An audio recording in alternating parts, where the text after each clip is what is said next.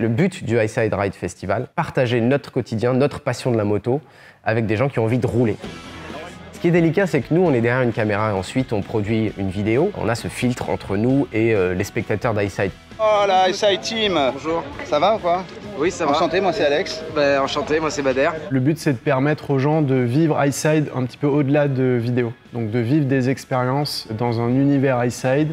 Donc de rouler à moto, de passer du temps avec les gens qui font l'émission. Ce qu'on voulait vraiment, c'était venir à la rencontre des gens. On a des gens qui sont venus des quatre coins de la France, c'était magique. L'ADN d'High Side, c'est ça, c'est rassembler et faire découvrir la moto.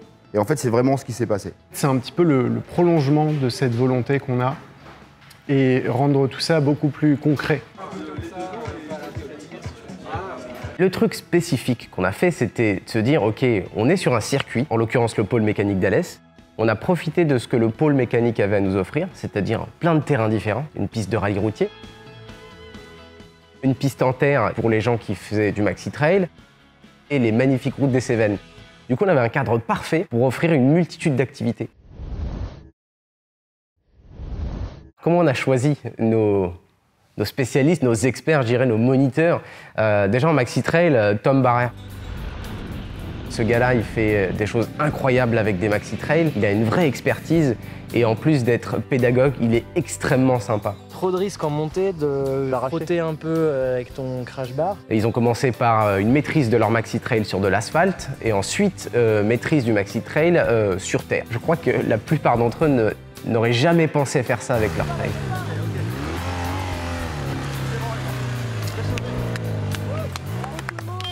Il y en a 2-3 qui ont cassé quelques leviers, des crash bars, mais c'est le jeu. Après tout, ils sont venus avec des maxi trails pour se former et il n'y en a pas un qui n'avait pas une banane gigantesque.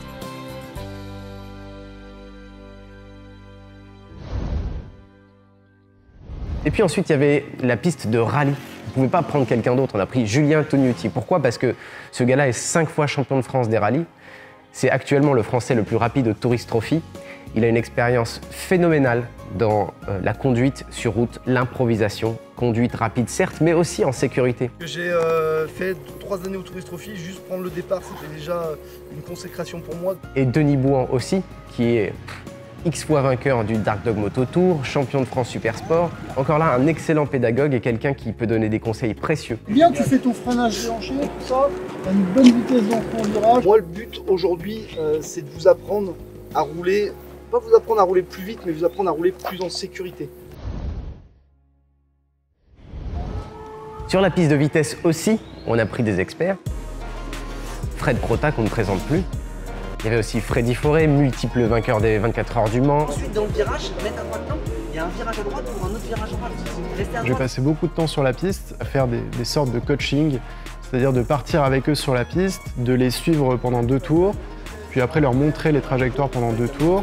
En fait, c'est un truc de moto comme on n'en voit plus. C'est-à-dire que moi, j'ai connu ça il y a longtemps où c'était très convivial. Des gens qui ne se connaissaient pas rigoler, partager leur savoir, leurs expériences.